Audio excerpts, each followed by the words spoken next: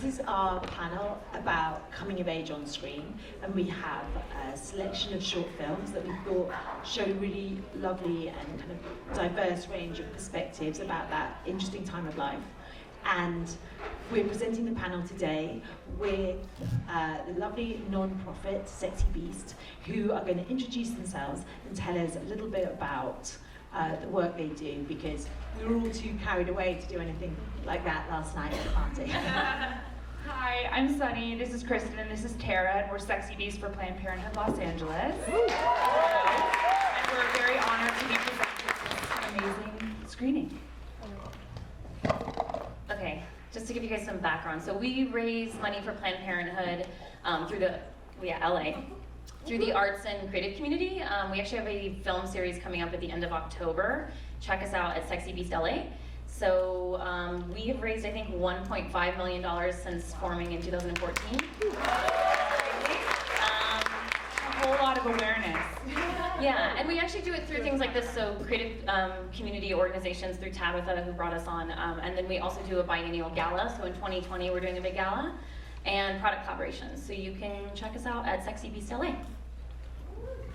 Yeah, we're really thrilled to be presenting these films on this topic. Obviously, coming of age is sort of very poignantly connected to the work that Planned Parenthood does for all of us, aside from the obvious sort of adolescent, what is going on with my body and emotions type stuff that they're so good at. I feel like for all of us that have had an experience with Planned Parenthood LA, it's felt like a coming of age moment all its own. You're never too old to come of age. So yeah, without further ado, let's get this party started. Thank you guys so much for coming. Hi, so I'm Zara from Women on Docs LA. I'm one of the co-programmers there, and it's a real thrill to welcome these filmmakers here. Garrett Bradley and Anne Rosili unfortunately couldn't be here today, but if you have any questions about those films, we're happy to put them to the panelists to discuss them after we speak to these filmmakers. So I'd love it if you guys could just explain a bit about where this film came from and give us your names and how this whole project came together. Well, I'm KIANNA. I'm Diana PEñA. I'm Emily Ponce. Well, basically this summer we had the privilege of being a part of the Girls Voices Now Summer Intensive Filmmaking Training Program through Women's Voices Now, in which a bunch of very ambitious and bright teenage girls from underprivileged neighborhoods in Los Angeles came together to study filmmaking and make a couple of short films for the Women's Voices Now Empathy to Action Film Club. So basically our job was to choose a social issue and make a short documentary film about it. We chose to go for a bit of an artistic approach. The other films were pretty straightforward documentaries with interviews and things like that, but yeah, we wanted to touch on the subject of immigration, and we did it through a gorgeous poem written by Diana about her life.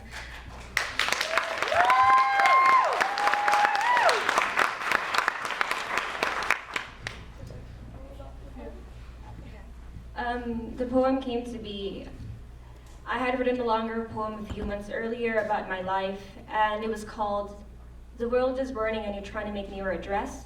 And, and when the topic came up of maybe we should focus on immigration, because immigration is something that has equally impacted all of our lives, we all have connections with it, I went back to that poem and I took out all the parts that had to do with immigration and I jammed them all into one poem, and I spoke to Emily about what she would want to add, and we collaborated on the poem, I would say, and this was our final project.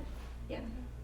And you guys spoke a bit earlier to me outside about your visual references for the film, because we spoke about how often stories of immigration are just told through newsworthy formats or just current affairs, and you wanted to do something slightly more creative. Could you talk about why you chose this approach to your filmmaking, any influences you might have had?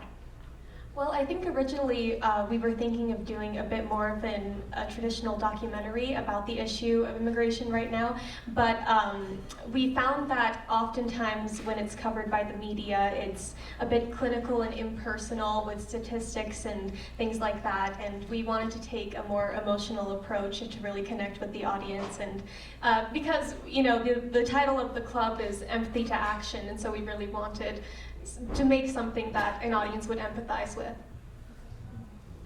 And in terms of the visual references you use, you mentioned that you wanted to use things that weren't just interviews with them. Where did you get the ideas from to use the eggs and the flowers and things like that?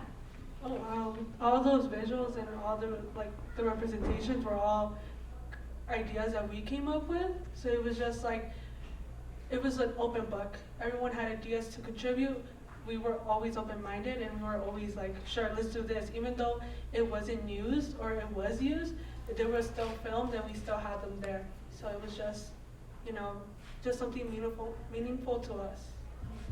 Yeah, we were very interested in the idea. We were inspired by a lot of visual companions to spoken word poems that used metaphor through prop and objects, so that we were kind of inspired by that. So we wanted to combine a very you know, stylized sort of prop set, as well as film from the gorgeous neighborhood Boyle Heights, where you grew up. We tried to capture the texture and the essence of the beautiful art that's there. Yeah, as well as ocean B-roll.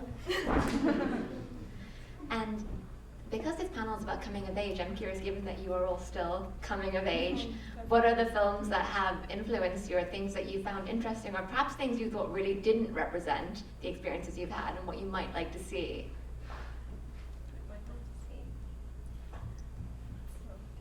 I think whenever I see movies or TV shows that are like of people of color and underprivileged neighborhoods, it's always like you can very clearly see that the director is not somebody who's like lived through that life, or somebody who didn't deeply research what he was trying to portray. And I would watch like certain shows and I'd be like, no, like it's like it's an arrow and it just missed the mark. And I sometimes I do love those shows because I understand that they're attempting to do something that not a lot of people would ignore. But one of the reasons I got into film was because I really wanted to do what they couldn't do. I wanted to portray my neighborhood and my story and my friends and my family in ways only I can understand. Yeah.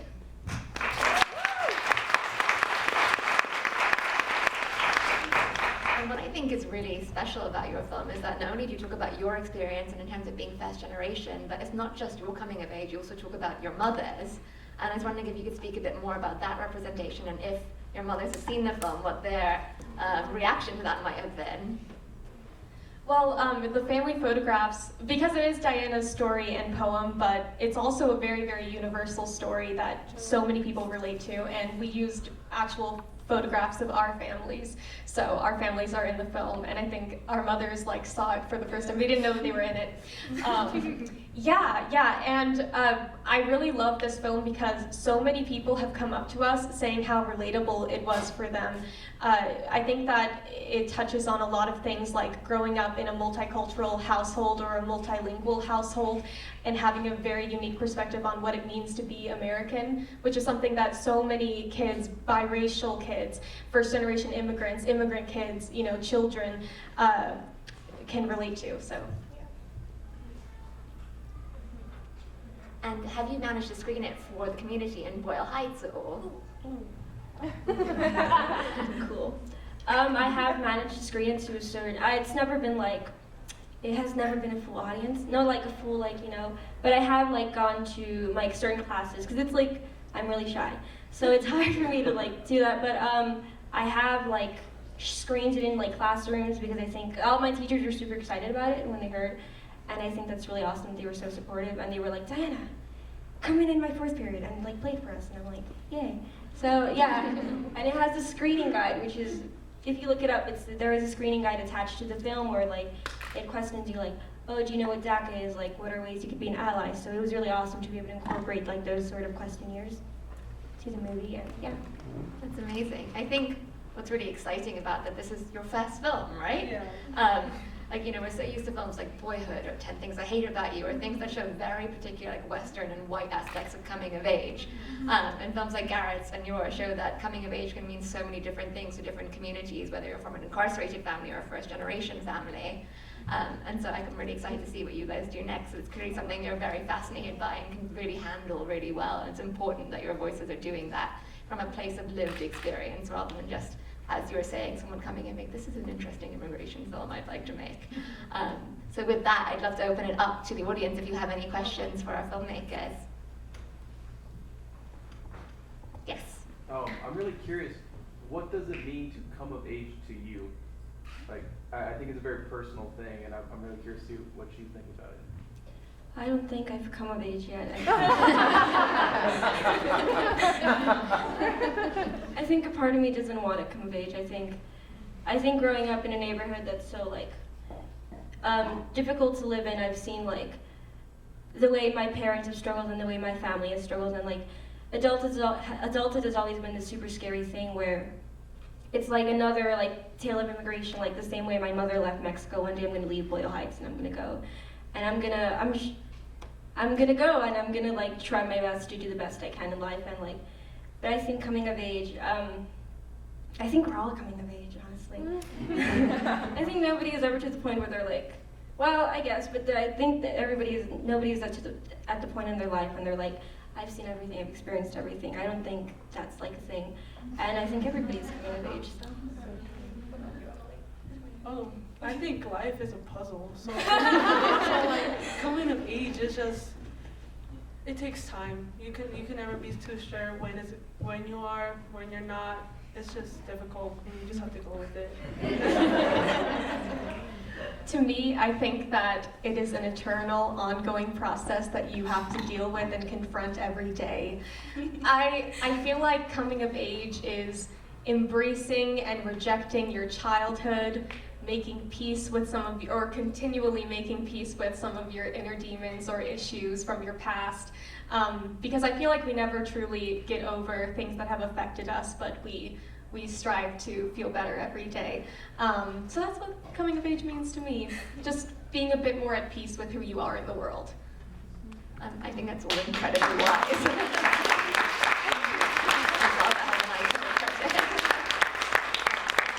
Yes.